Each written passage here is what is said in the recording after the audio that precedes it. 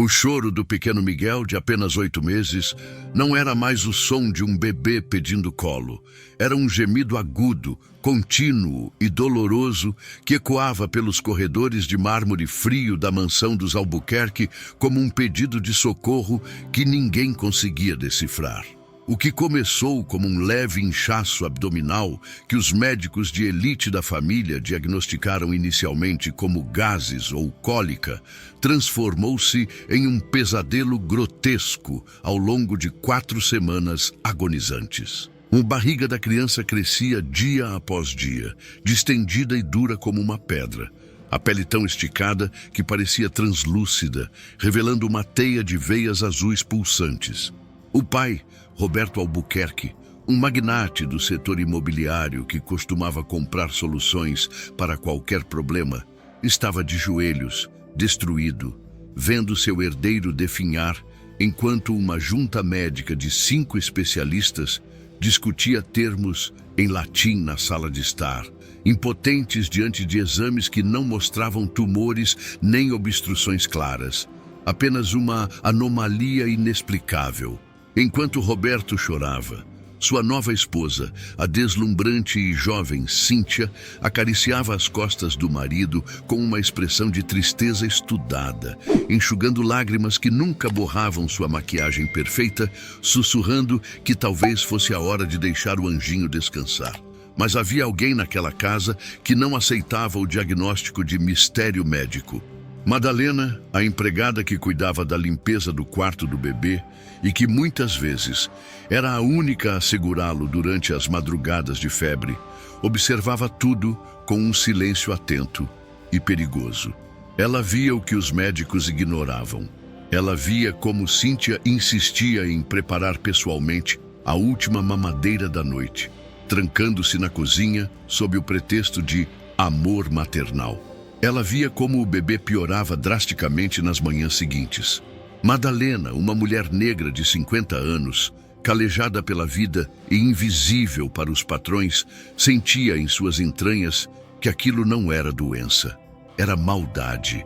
E naquela tarde chuvosa, enquanto limpava o vômito do menino que havia sujado o tapete persa, ela viu algo brilhar no meio do líquido biliar, algo pequeno, quase imperceptível, que não deveria estar no estômago de uma criança que só tomava leite. Aquele minúsculo objeto seria a chave para desvendar um crime tão cruel que faria o próprio pai da criança desejar nunca ter colocado Cíntia dentro de sua casa. Esta história vai levar você aos cantos mais sombrios da ambição humana, onde a inocência é sacrificada por heranças e o amor verdadeiro vem de quem menos se espera. Madalena está prestes a arriscar seu emprego e sua liberdade para provar que Miguel não está doente, mas sim sendo assassinado lentamente. Mas antes de descobrirmos o que ela encontrou e como ela vai enfrentar uma madrasta psicopata protegida pelo dinheiro, eu quero saber quem está comigo nesta investigação. Por favor, escreva nos comentários de qual cidade ou estado você está assistindo a este vídeo. Eu adoro ver nossa comunidade unida contra a injustiça, espalhada por todo o Brasil e pelo mundo. Agora, prepare o coração e respire fundo, porque o que Madalena vai descobrir, escondido no objeto favorito do bebê, vai revirar o seu estômago. Madalena segurou o pequeno objeto translúcido contra a luz fraca do abajur, ignorando o cheiro ácido do vômito que manchava suas mãos calejadas. À primeira vista, parecia um pedaço de vidro ou cristal, o que já seria motivo suficiente para pânico. Mas ao pressioná-lo entre os dedos, ela percebeu que cedia. Era gelatinoso, úmido e estranhamente elástico. O coração de Madalena falhou uma batida, quando a compreensão a atingiu como um soco no estômago. Aquilo não era um tumor, nem uma doença genética rara, como os médicos de Harvard sugeriam. Aquilo era uma esfera de polímero superabsorvente. Ela já tinha visto aquilo antes, anos atrás, em um vaso de plantas decorativo, na casa de uma ex-patroa. Eram bolinhas minúsculas, menores que um grão de arroz quando secas, mas que, em contato com a água, ou neste caso, com os sucos gástricos do estômago de um bebê, expandiam-se até 100 vezes o seu tamanho original.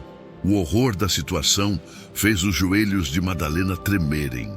A barriga de Miguel não estava inchada de gases, estava entupida fisicamente.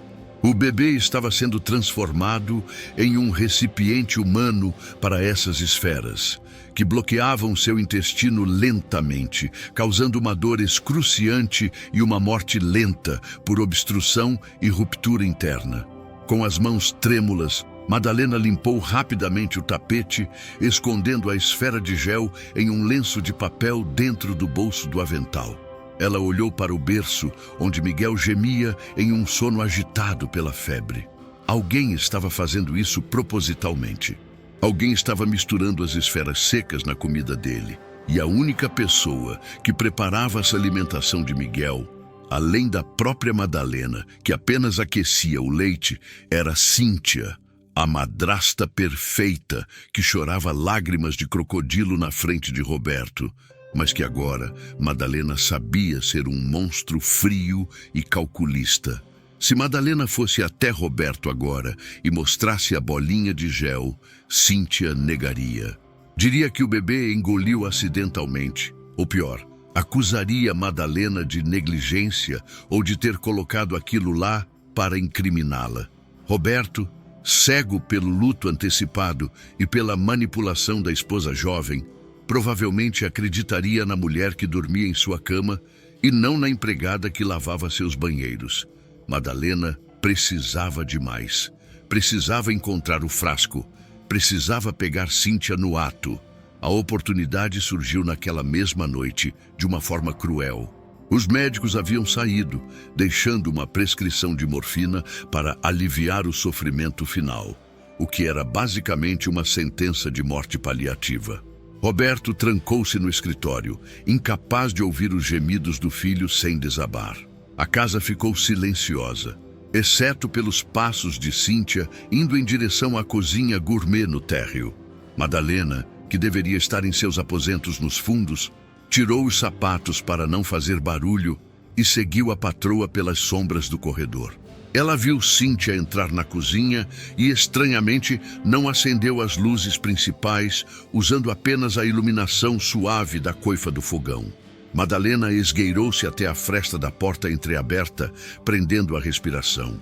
Cíntia movia-se com uma agilidade suspeita. Ela não parecia triste. Ela cantarolava baixinho enquanto fervia a água. Madalena observou Cíntia pegar a lata de fórmula infantil importada, a mais cara do mercado. Até aí, tudo normal. Mas então, Cíntia fez algo que gelou o sangue da empregada. Ela esticou o braço para o fundo do armário de temperos, atrás das latas de açafrão e cardamomo que ninguém usava, e tirou um pequeno pote de vidro sem rótulo, contendo o que parecia ser um pó granulado transparente, semelhante a açúcar cristal grosso. Com uma colher medidora de prata, Cíntia pegou uma porção generosa daqueles grânulos e despejou dentro da mamadeira antes de colocar o leite em pó. Ela agitou o frasco vigorosamente. Os grânulos secos misturaram-se ao leite morno, invisíveis a olho nu, prontos para serem engolidos e começarem sua expansão mortal dentro do corpo frágil de Miguel. "Beba tudo, meu amor", sussurrou Cíntia para a mamadeira, com um sorriso que distorcia seu rosto belo em uma máscara demoníaca. "Só mais uns dias e você explode, e todo o dinheiro do papai será só meu e dele." "Dele?" Madalena franziu a testa na escuridão. Cíntia tinha um cúmplice? Mas não havia tempo para analisar isso.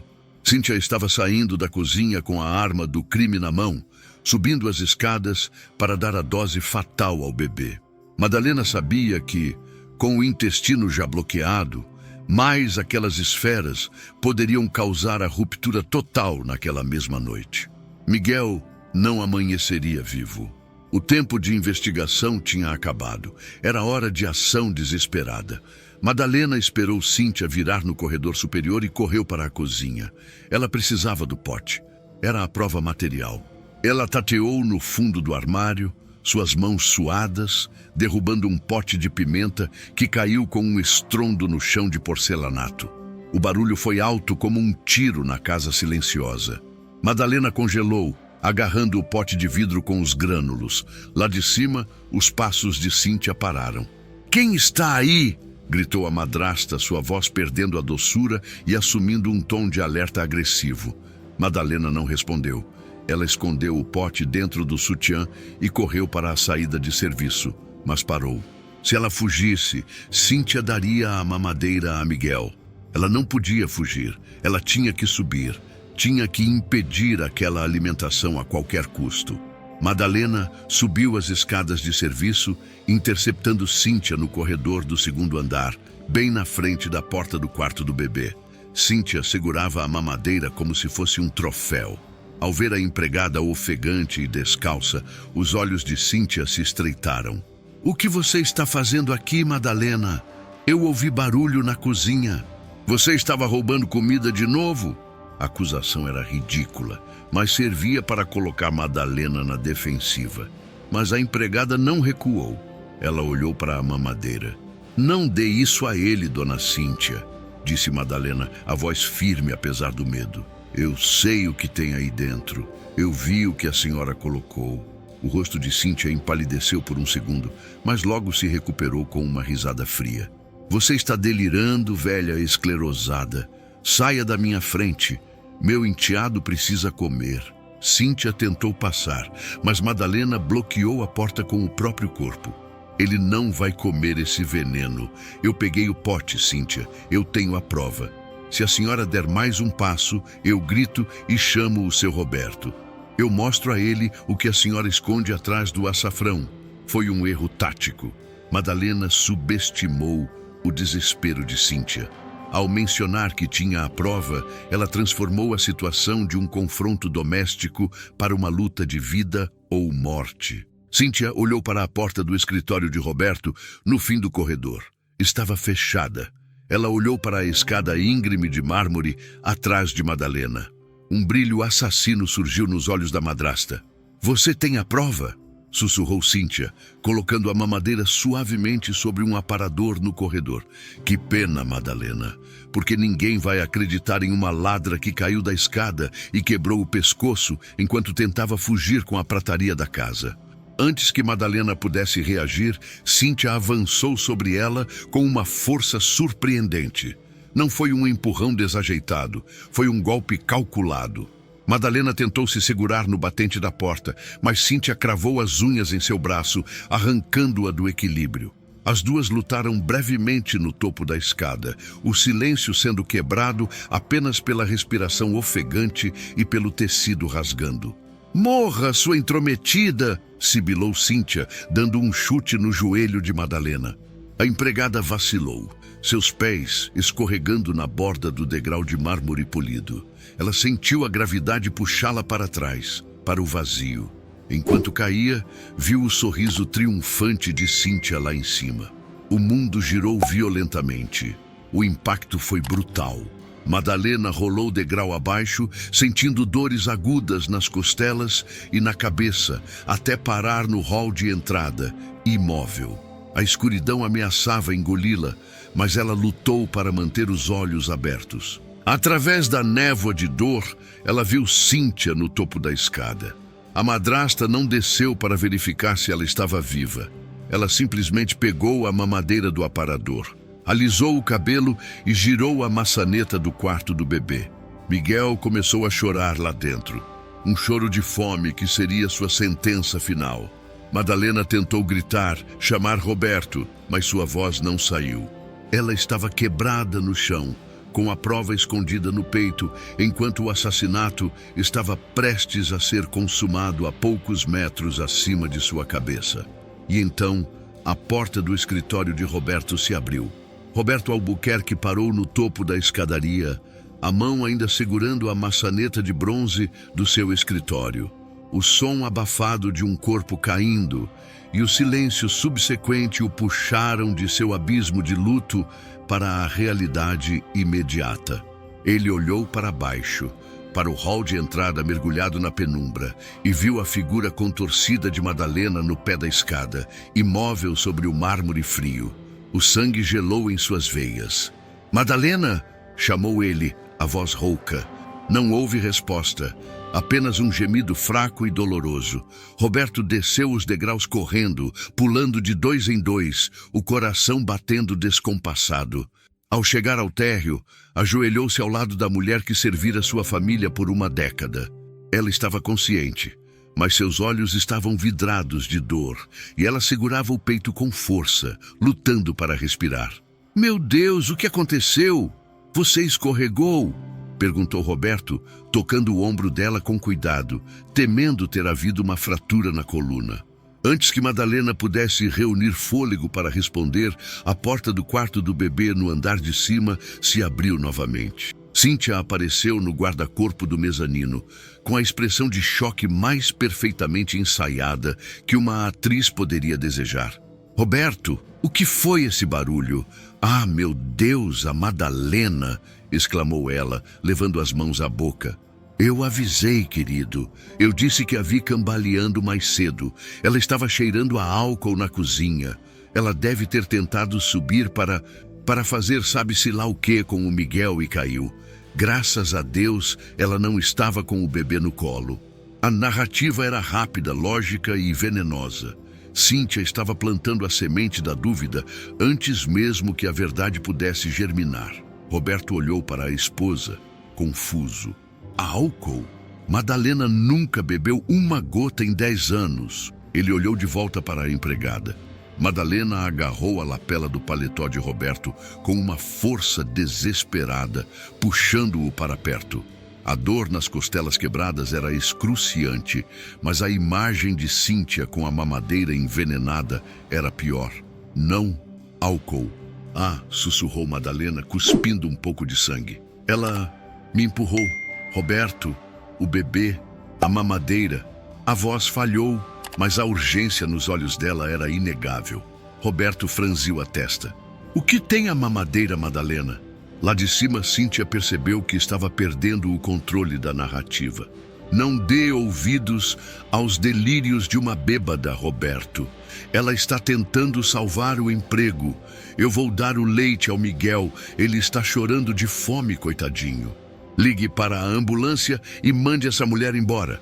Cíntia girou nos calcanhares e voltou para o quarto, fechando a porta com um clique definitivo. O choro de Miguel lá dentro aumentou, um som agudo de sofrimento.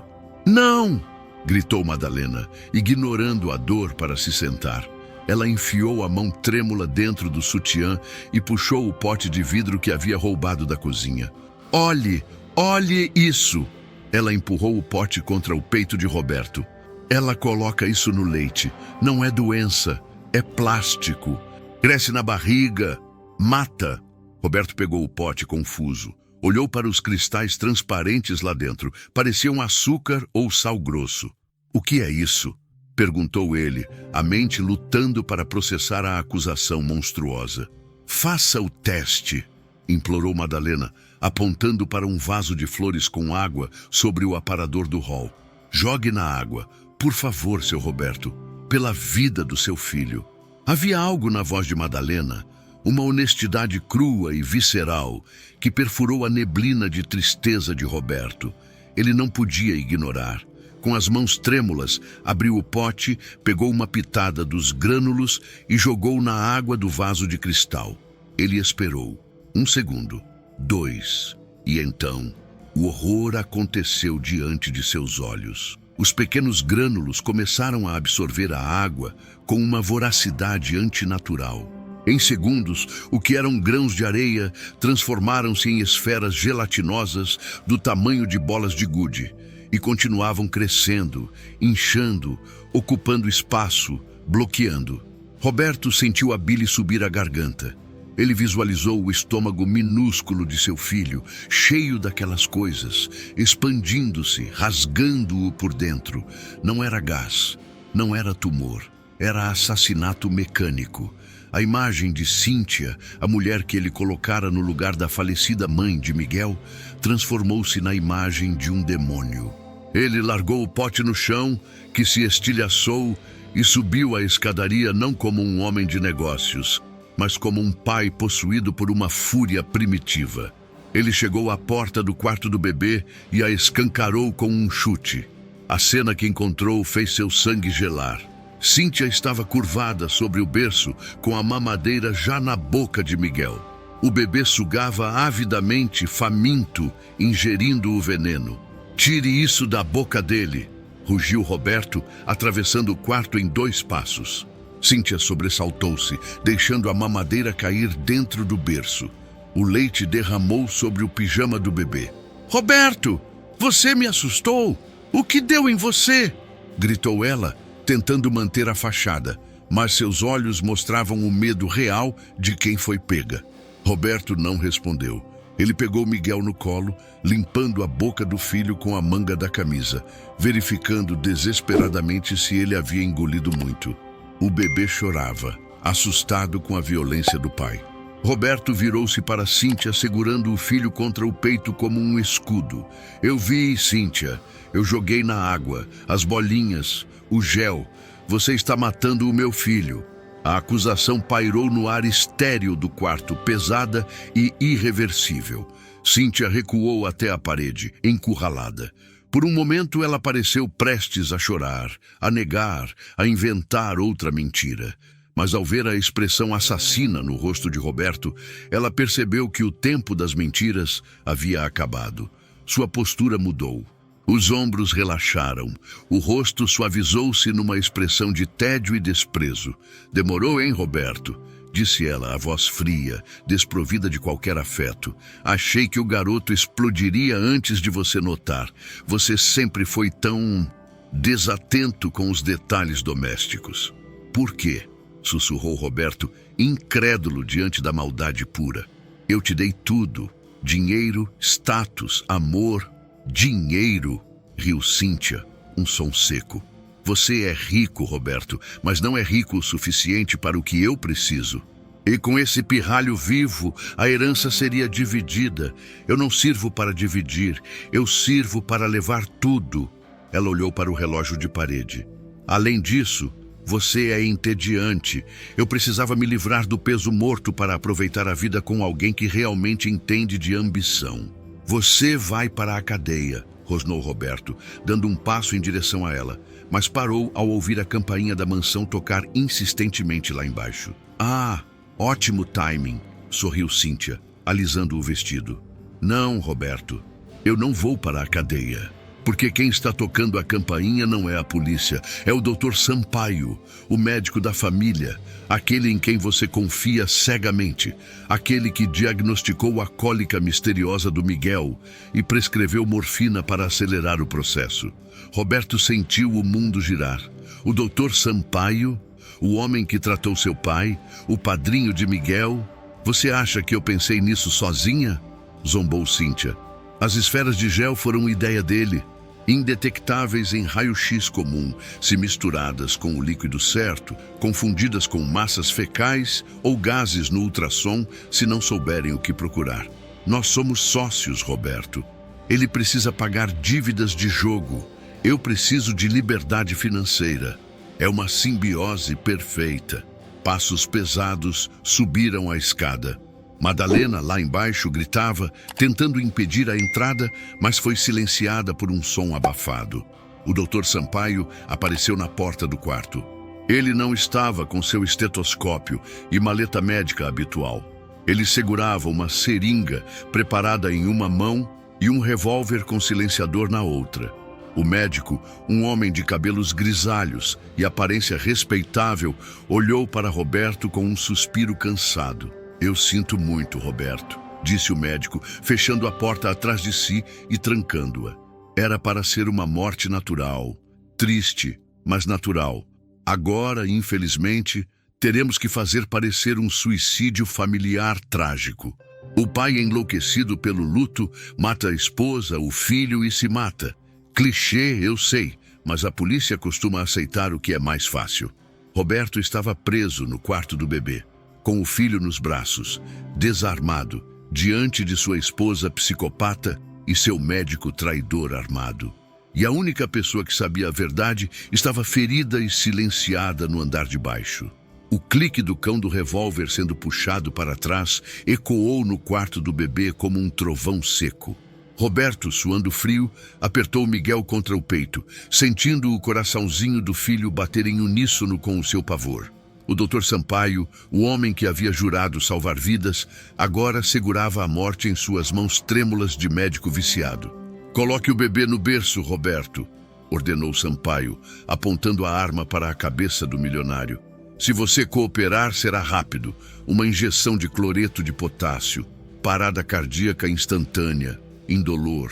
Se resistir, terei que usar as balas e limpar sangue de parede é um trabalho terrível." Cíntia observava a cena encostada na cômoda, verificando as unhas, impaciente. "Anda logo com isso, Sampaio. Se os vizinhos ouvirem gritos, o plano complica. Mate logo os dois e vamos dizer que Roberto surtou quando o bebê morreu." Roberto olhou para a janela, calculando a distância. Impossível. Estavam no segundo andar. "Vocês não vão sair impunes", disse ele, tentando ganhar tempo. "A Madalena sabe." "Ela viu." Cíntia riu, um som estridente e cruel. "A Madalena é um cadáver no hall de entrada. Sampaio deu um jeito nela antes de subir. Um chute bem dado na têmpora resolve muitos problemas de recursos humanos." A menção de Madalena morta acendeu uma fúria em Roberto, mas ele estava encurralado. Ele começou a baixar lentamente Miguel para o berço, seus músculos tensos, preparando-se para se jogar contra o médico no momento em que soltasse o filho. Era uma missão suicida, mas ele morreria lutando. Mas Cíntia estava errada. Madalena não estava morta. No andar de baixo, a empregada a acordou da inconsciência com uma dor lancinante na cabeça e nas costelas. O chute de Sampaio a deixara tonta, e o sangue escorria por seu rosto, cegando um dos olhos. Ela ouviu as vozes abafadas no andar de cima. Sabia que tinha segundos. Tentou levantar-se, mas suas pernas falharam. Ela não conseguiria subir a escada correndo para lutar contra um homem armado. Ela precisava de uma arma. Olhou ao redor desesperada. O hall estava vazio, exceto pela decoração minimalista. Seus olhos pousaram no painel de controle do sistema de casa inteligente na parede. Roberto havia instalado aquilo meses atrás. Madalena odiava a tecnologia, achava complicada, mas lembrava-se de uma função específica que Roberto testara uma vez: o modo pânico silencioso. Com um esforço sobre-humano, arrastou-se pelo mármore frio, deixando um rastro de sangue. Alcançou o painel. Seus dedos trêmulos digitaram a senha que ela vira Roberto usar, a data de aniversário da falecida primeira esposa. O painel brilhou em vermelho. Acesso concedido. Madalena não acionou a polícia imediatamente, pois sabia que eles demorariam. Ela acionou o sistema de supressão de incêndio interno. No quarto do bebê, Sampaio estava prestes a puxar o gatilho quando um som ensurdecedor de sirene explodiu dentro da casa. Antes que ele pudesse reagir, os sprinklers no teto se abriram, liberando não água, mas uma espuma química densa e branca usada para proteger as obras de arte da casa. A visibilidade caiu a zero instantaneamente. O jato de espuma atingiu Sampaio no rosto, cegando-o e fazendo-o tossir. O tiro saiu, mas foi desviado, estilhaçando o espelho do guarda-roupa. "Agora!" gritou Roberto para si mesmo. Aproveitando a cegueira temporária dos assassinos, ele não colocou Miguel no berço. Ele se jogou no chão com o bebê, rolando para baixo da cama king size, que ficava no centro do quarto. Sampaio disparava a esmo no meio da espuma branca, gritando de raiva. "Onde vocês estão? Eu vou matar todos!"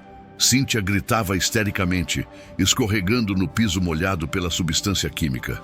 "Pare de atirar, seu imbecil. Você vai me acertar." Foi nesse caos branco que Madalena surgiu. Ela não subiu andando. Ela subiu engatinhando pela escada, guiada pelo som dos tiros. Ela entrou no quarto, uma figura fantasmagórica coberta de sangue e espuma. Ela viu a silhueta de Sampaio perto da porta, limpando os olhos. Madalena não tinha força física para socar, mas tinha em mãos a única arma que encontrou no hall. Uma tesoura de jardinagem pesada de ferro que Cíntia usava para cortar suas rosas premiadas.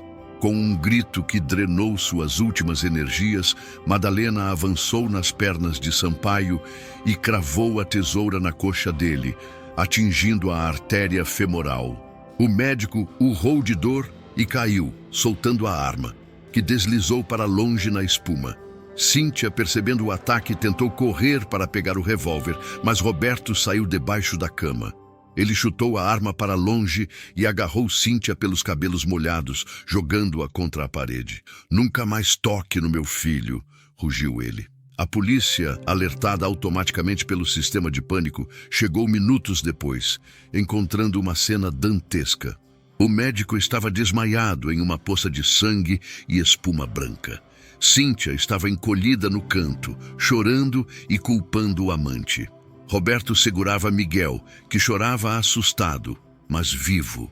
E Madalena estava deitada na porta, exausta, segurando a mão do patrão. 2 horas depois, no hospital, Miguel foi levado para uma cirurgia de emergência. O cirurgião saiu da sala de operação com uma expressão grave, segurando um frasco. Dentro, dezenas de esferas de gel inchadas flutuavam. "Tiramos quase meio quilo disso do estômago e intestino dele", disse o médico. "Mais 2 horas e o intestino teria rompido. Foi por pouco, Sr. Albuquerque. Quem descobriu isso salvou a vida dele." Roberto olhou para a cama ao lado, onde Madalena estava sendo tratada de costelas quebradas e traumatismo craniano. "Ela salvou", disse Roberto, segurando a mão da empregada. "Ela é a mãe que ele merecia ter." A recuperação foi lenta, mas constante. Cíntia e Sampaio foram presos sem fiança, acusados de tentativa de homicídio triplamente qualificado e conspiração. A mídia chamou o caso de "o crime da mansão de espuma".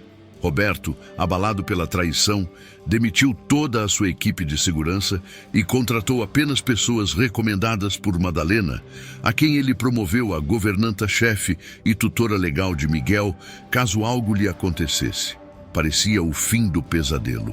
Mas 3 meses depois, enquanto Roberto limpava os pertences deixados por Cíntia na mansão para queimá-los, ele encontrou um tablet escondido no fundo falso de uma mala de viagem da ex-esposa. Curioso, ele o ligou. Estava bloqueado, mas a senha era óbvia, a data do casamento deles. Ao abrir a galeria de fotos, Roberto sentiu o estômago revirar. Havia fotos de Cíntia e Sampaio juntos, datadas de 3 anos atrás, muito antes de Roberto conhecer Cíntia. Eles já eram amantes. Mas o que fez Roberto cair de joelhos foi uma pasta de arquivos chamada Projeto Viúvo Negro. Dentro havia documentos médicos digitalizados, não de Miguel, mas de Alice, a primeira esposa de Roberto e mãe biológica de Miguel, que morrera no parto. O laudo oficial dizia hemorragia pós-parto.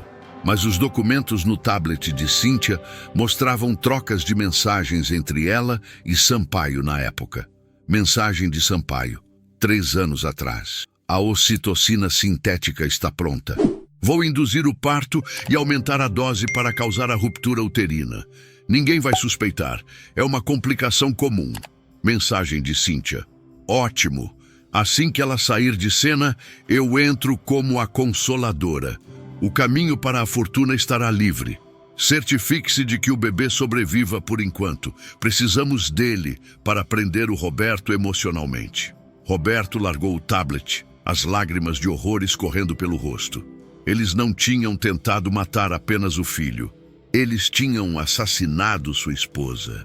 O encontro dele com Cíntia, o amor à primeira vista no funeral, o médico consolando a família, tudo, absolutamente tudo, tinha sido um roteiro macabro escrito com sangue desde o início. Roberto olhou para o jardim, onde Madalena passeava com Miguel no carrinho, o bebê agora saudável e sorridente. Ele pegou o telefone, não ligou para a polícia. A justiça comum seria muito lenta e bondosa para o que ele acabara de descobrir. Ele ligou para um número que um antigo sócio obscuro havia lhe dado anos atrás. Alô?